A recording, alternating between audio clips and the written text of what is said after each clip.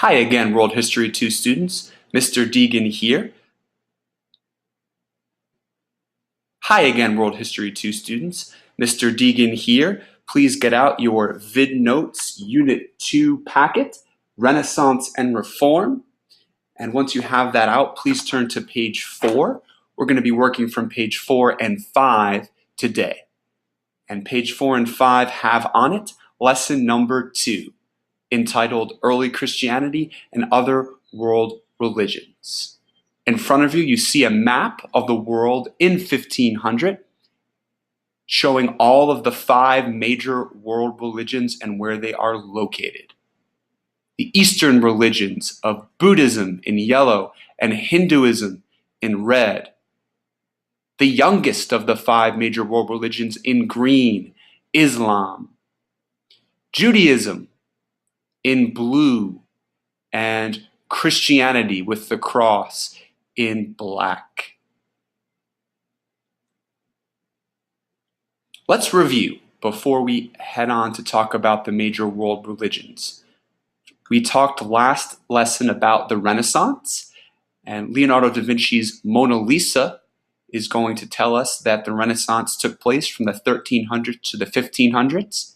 The Renaissance started in Italy and then spread to Northern Europe.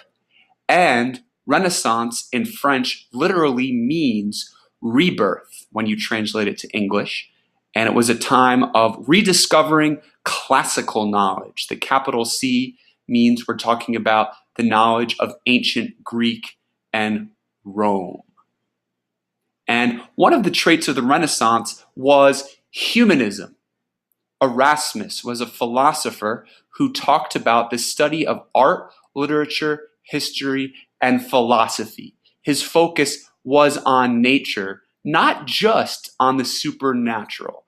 Erasmus was a Christian, but he said it's important that we study nature as well and not just focus exclusively 100% totally on religion. The Renaissance sparks change in the church. How? That's the question we're going to address today after we study the 5 major world religions in more depth.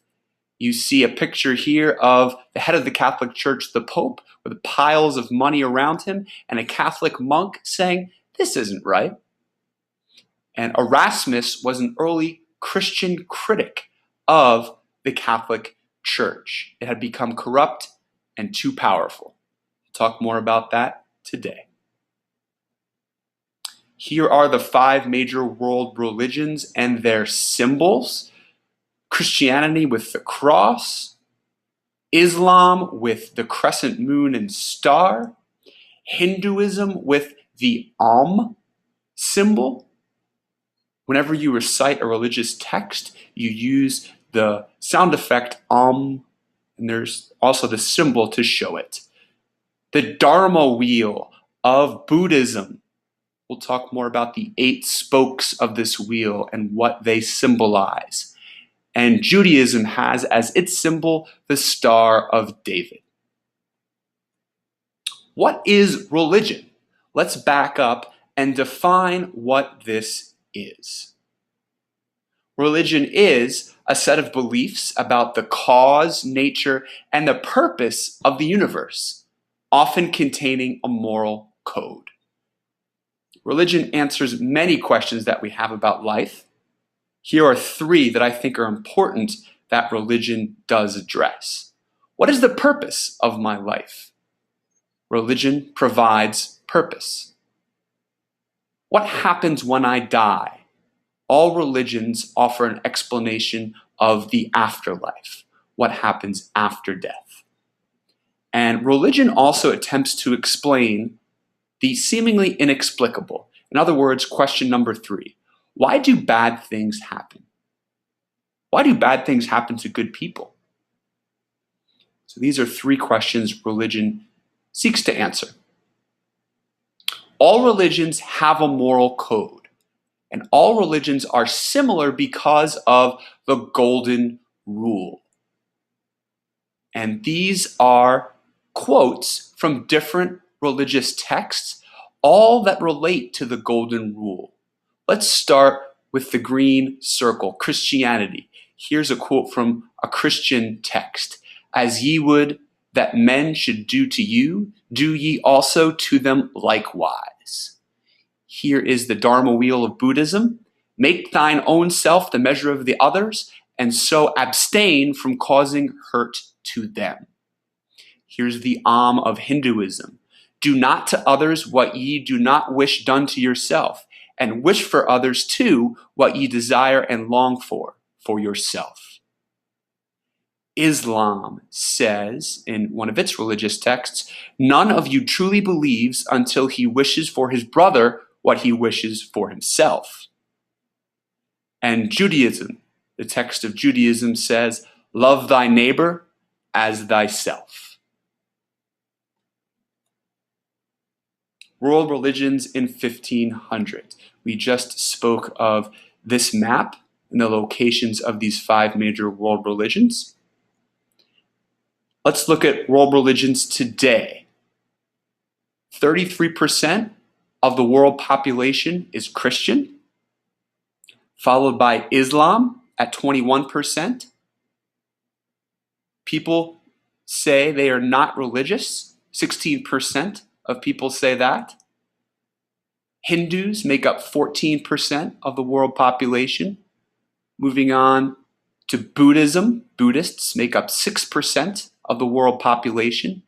And Judaism, Jews make up 0.22% of the world population.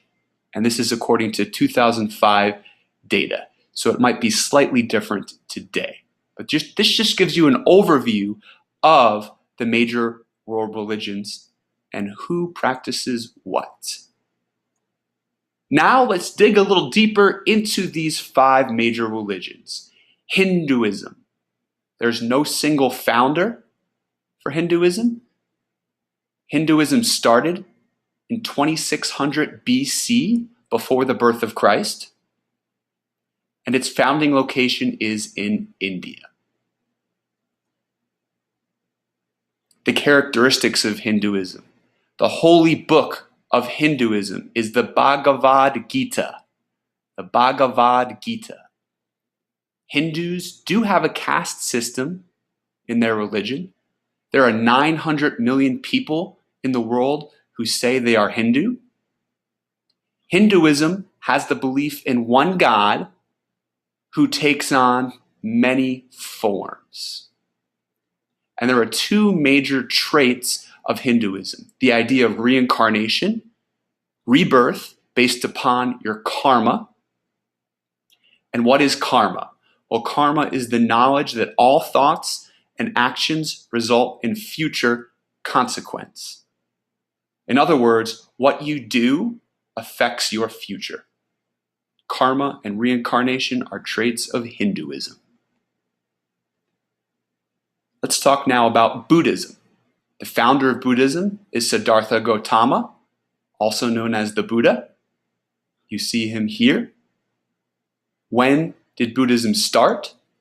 528 BC, before Christ, or BCE, before the Common Era. They both mean the same thing. And the founding location of Buddhism is also in India. The characteristics of Buddhism. Buddhists do not believe in God, but instead believe that there is a quest to achieve enlightenment and to free oneself from suffering. And the fundamental belief of Buddhism is the 4 noble truths. Find peace in your soul. And you achieve that peace by following the 8-fold path to enlightenment. There are 8 ways you have to live your life, according to Buddhists, to find inner peace. That's why on their symbol, they have 8 spokes to their Dharma wheel. There are 700 million people in the world who say they are Buddhists. And an early